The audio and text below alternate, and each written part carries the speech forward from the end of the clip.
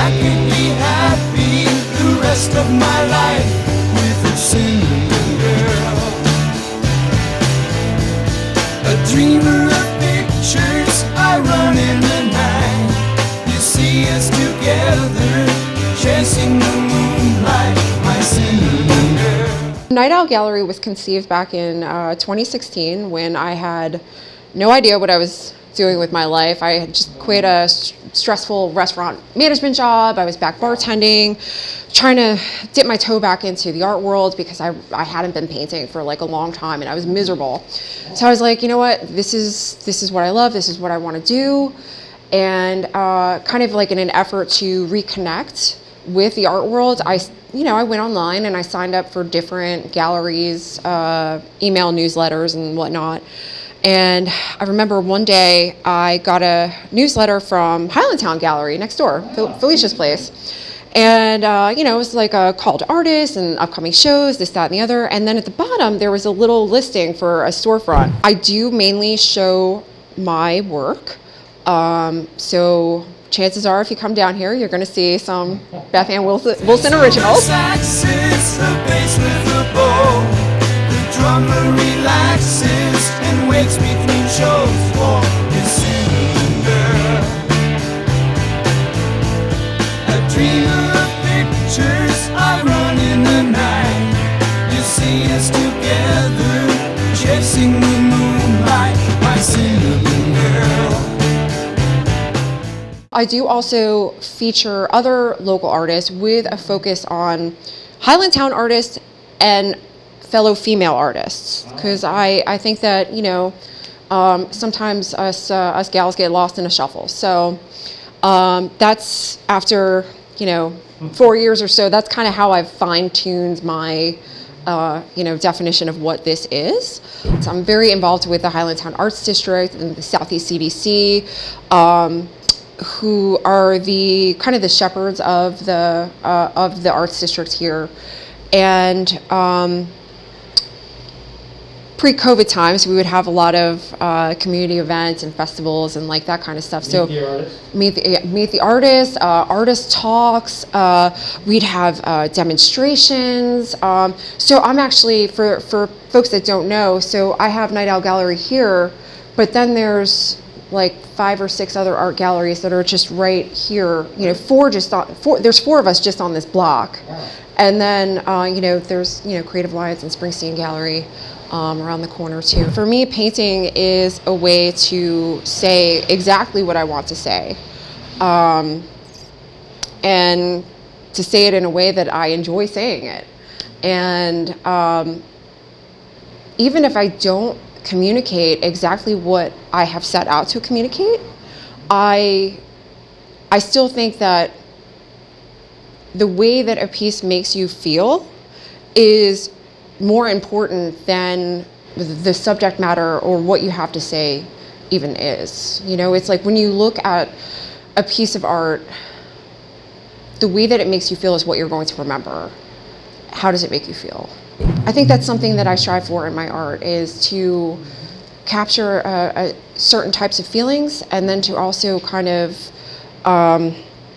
dissect and find beautiful things and things that are not so beautiful. In art school, they have this term that the first time I heard it, it made me laugh because it's so ridiculous.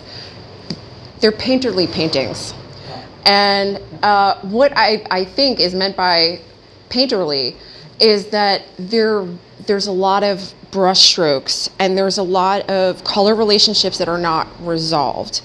And I talk about this with a lot of people because folks, when they come into the gallery, they notice it. And particularly with this piece that's behind me here. Yeah, so, right, we have this beautiful visual representation of a painterly painting. Very impressionistic, I think, but not overly so. So you can see the brushstrokes, and the closer that you get to the piece, the more brushstrokes you see, the more abstract, kind of like expressionist, kind of chunky brushwork you see. But the farther you step back from it, the more it resolves. And the more it comes together, and the more it becomes relationships of light and color than just color themselves. So I'd say that that's probably a signature of my work that has developed over the years. And if you look at older pieces of mine, you could see that they're smoother, and they're kind of like a little bit, I would say now, that they're overworked. Okay. So people ask this too. They're like, well, when do you know when to stop? And I say, I have to stop before I know when to stop. And that's when I have to stop. Another signature of mine is that I like really bold, bright, clean colors, especially blues. Oh, so you'll notice that I have a lot of, you'll notice I have a lot of blues in my paintings. I absolutely adore them. I have probably 30 different, maybe more, maybe 30 is a conservative estimate, 30 or so tubes of various blue paints. Wow. Yeah. I like to work from photographs a lot. I do sketches and things like in the field, but I do love to use photography as a tool. Whether it's, my Canon camera or just my iPhone, I take hundreds of pictures. Wow. Like if I'm away, I was recently went on a trip to Maine. We were backpacking for a week. I think I had 1,700 pictures that I took. Wow. While we were and that was just for the week that we were backpacking. So what I'll do is, I'll have an idea in my head, from some of the sketches and like little thumbnails, and I like to have travel journals and stuff like that, especially when I'm traveling. A lot of my paintings are based on traveling. So I'll load all of my photos into my computer, and I can look at them in iPhoto, and I'll know immediately. I don't tweak with like composition in the computer very much. I just look at the thumbnails, and I can usually tell from how the thumbnails look, the color, the composition. Since I've been doing it so long, I can tell what will make an interesting painting. And so I'll go through and I'll kind of wheedle them down and or winnow them down, and from there I'll put them in a folder and kind of prioritize which ones I want to do. I like to paint multiple paintings at the same time.